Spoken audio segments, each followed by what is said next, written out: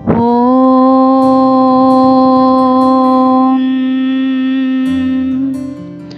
గురుర్బ్రహ్మా గురుర్విష్ణుః గురుర్దేవో మహేశ్వరః గురు సాక్షాత్ పరబ్రహ్మ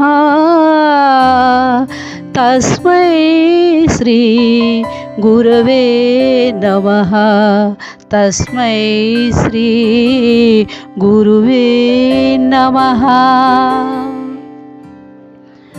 మనము ఇప్పుడు లలితా సహస్రనామ పారాయణము యొక్క ఫలశ్రుతిని గూర్చి తెలుసుకుందాం.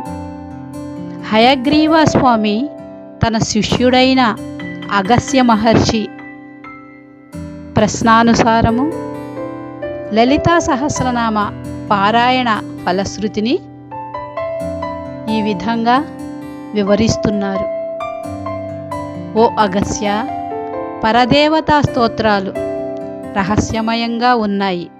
అందులో అత్యంత రహస్యమైన లలితా ప్రీతికరమైన లలితా సహస్రనామాలు నీకోసమే వివరిస్తున్నాను అని హయగ్రీవ స్వామి అగస్త్య మహర్షికి చెప్తున్నారు.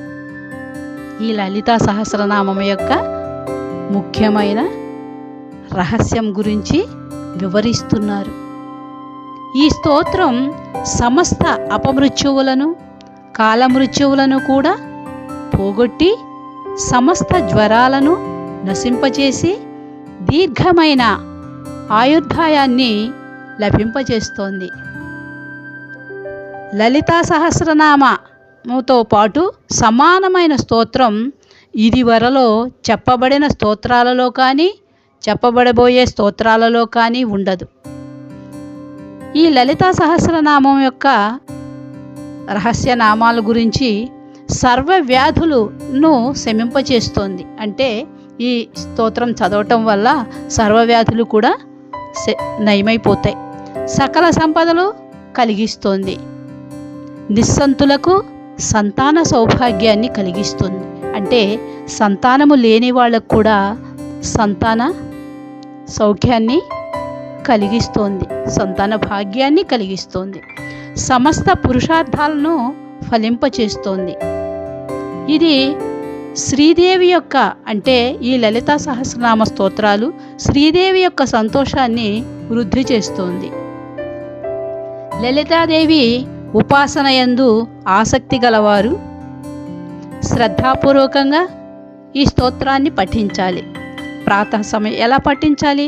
ప్రాతః సమయంలో విధి విధానానుసారం వైదిక తాంత్రిక సాధనలను పూర్తి చేసుకొని సంధ్యావందనాదులు నెరవేర్చుకొని పూజాగృహంలో ప్రవేశించి శ్రీచక్రార్చన చేసి ఈ విద్యా పంచాదశాక్షరాన్ని కానీ లేక షోడశాక్షరిని కానీ సహస్ర పర్యాయాలు లేదా 300 సార్లు లేదా 100 పర్యాయాలైనా జపం చేయాలి.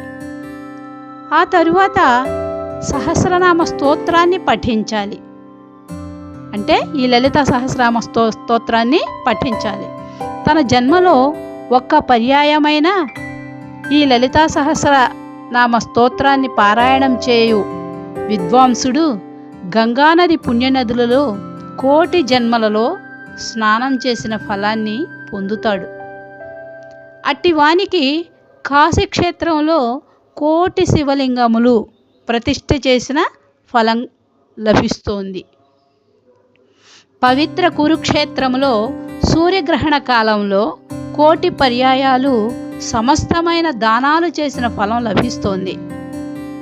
విప్రశ్రేష్ఠులకు కోట్ల కొలది సువర్ణ దానాలు చేసినంత ఫలం లభిస్తోంది. గంగా తీరంలో కోటి అశ్వమేధాలు చేసిన పుణ్యం లభిస్తోంది వస్తోంది అని ఈ విధంగా హయగ్రీవ స్వామి తన శిష్యుడైన అగస్త్య మహర్షికి వివరిస్తూ ఉన్నారు.